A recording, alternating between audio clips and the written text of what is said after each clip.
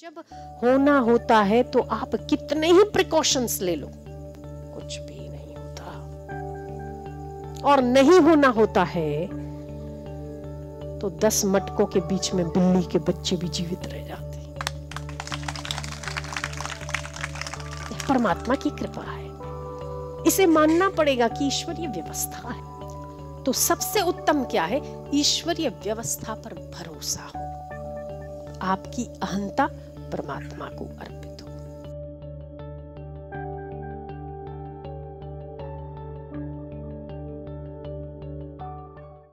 एक गाड़ी का नाम शायद प्राडा है, 75 लाख की गाड़ी है, जिसमें अगर थोड़ी सी ठोकर लग जाती है ना तो उसके एयरबैग्स निकल आते एक साथ। एयरबैग्स मतलब जैसे अपने बलून कैसे होते, तो बलून्स निकल आते हैं। उस गाड़ी में ऐसा सिस्टम है, अगर एक्सीडेंट हो जाए तो। दिल्ली में स्पोर्ट्स की रेस में वो गाड़ी चलाने वाला दूसरे नंबर पर आया, उसी की वो गाड़ी थी। पूना से जा रहा था औरंगाबाद, पीछे माँ बैठी है, पत्नी बैठी है, बहन बैठी है और खुद बैठा, एक और नौकर बैठा होगा शायद।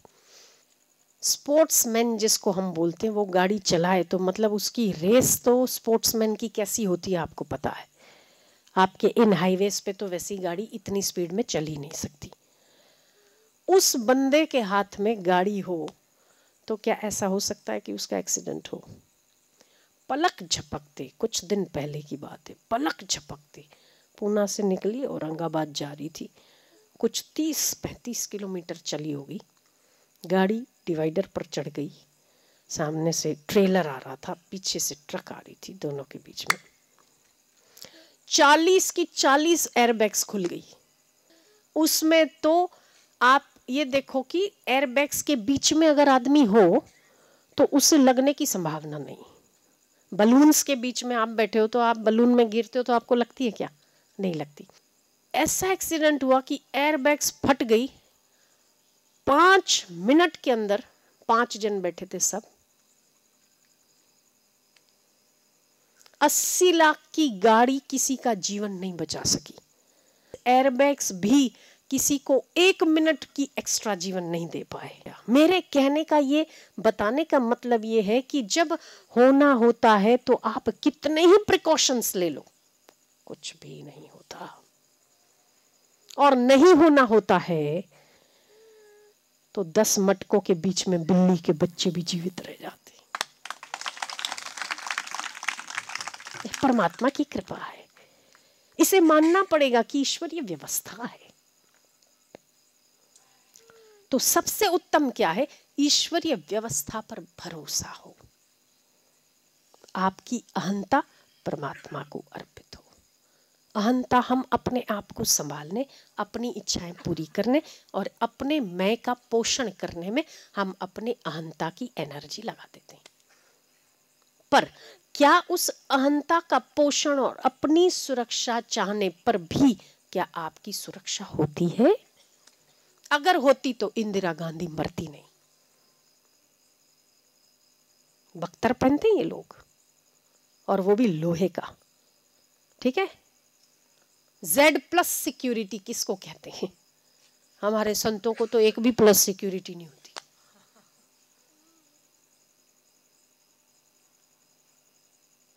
पर बचने वाले तो कहाँ जाकर बच जाते हैं, मृत्यु के मुख में जाकर वापस आते हैं। हमारे तो वो यमराज के पास चले जाते हैं तो वहां से भी मुसलमान भाई एकादशी के प्रताप से जीवित हो जाते हैं। भाई इसने एकादशी करी तो भेज दो वापस। और कोई बख्तर पहनने के बावजूद भी गोलियों से नहीं बचता। 80-80 लाख की गाड़ियों में बैठने पर भी मृत्यु से नहीं बचा जा सकता। ये ईश्वरीय विधान है, तो इसको मानना पड़ेगा कि ईश्वरीय विधान से अधिक और ईश्वरीय विधान से कम किसी को कुछ भी प्राप्त नहीं होता। तब फिर मगजमारी क्यों करना? लोन चुकता करने की, घर बनाने की, ओ बाप रे कोई कुछ कह ले, कोई कुछ कर ले तो सिकुड़ना काहे को, चिंता क्यों करना?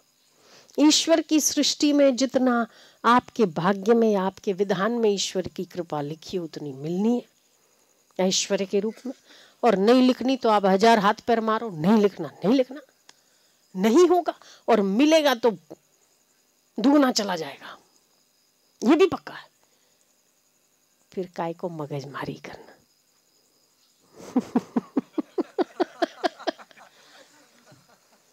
जब ऐसा ही है, भजन नहीं करना, परमात्मा प्राप्ति की इच्छा ना करना, अपने अहम को परमात्मा में ना मिला देना, अपने ममता को समत्व में ना बदल देना। क्यों बेजामारी करना, काय के लिए? होना तो वही है जो राम रची राखा, को करी तर्क बढ़ावई साखा। तर्क कितने बढ़ा लो, होना तो वही जो राम को, होता वही जो मंजूरे खुदा होता है। फिर काय को मगजमारी करना, काय को भेजा खपाना। वास्तव में अगर आप बहुत गौर से और बहुत ध्यान से सोचेंगे ना, तो आपको मनुष्य जन्म का उद्देश्य कुछ और मिलेगा ही नहीं। बहुत अगर वास्तविकता से अगर आप ध्यान से सोचोगे और अगर विश्लेषण करते जाओगे, तो आपको मनुष्य का उत्पन्न होना या मनुष्य का जन्म होना, कमाना, खाना पीना, कोई उपलब्धि या सिद्धि को हासिल करना, ये सब कोई कारण आपको नजर आएगा ही नहीं सिवा परमात्मा प्राप्ति के।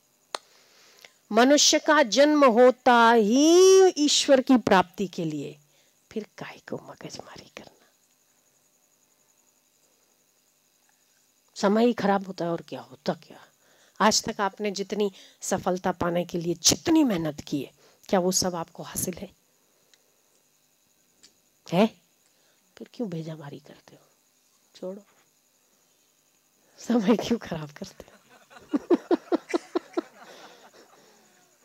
तो अपने क्षुद्रमय की अहंता को समष्टि की आत्मता में मिलाना चाहिए। अपनी ममता को अपने वाले नहीं, सारे पराये भी तो अपने हैं। हमारे शरीर से पसार हुए छोटी सी वीर्य की बूंद, उसमें से 5 फुट का शरीर बन गया। केवल वो ही मेरा बेटा बेटी नहीं, इतने जो दूसरे बने वो भी तो उसी प्रोसीजर से बने हैं ना भैया। जो आपने अन्न खाया वही अन्न किसी और ने भी तो खाया। आपने कुछ अलग से हीरे जवेरात तो नहीं खाए। तो समष्टि के सारे बच्चे बच्चियां आपके बच्चे बच्चियां हैं।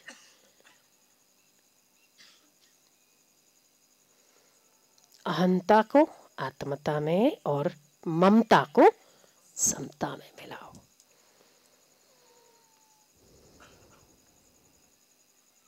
बिंदु को सिंधु बनने में ज्यादा वक्त नहीं लगता है। बिंदु मिट गया तो सिंधु सिंधु ही तो है।